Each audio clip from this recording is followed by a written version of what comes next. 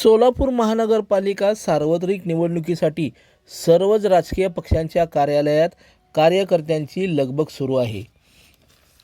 भारतीय जनता पार्टीतर्फे मुलाखतीचा कार्यक्रम सुरू आहे, तर राष्ट्रवादी काँग्रेस, अजित पवार गट आणि शिंदे सेनातर्फे उमेदवारांना फॉर्म वाटप सुरू आहे.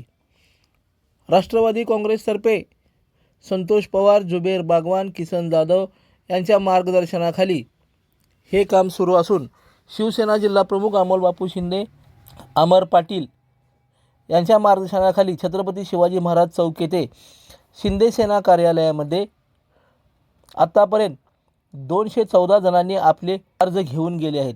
शिंदे सेना भाजपसोबत युती करून लढण्यासाठी आग्रही आहे.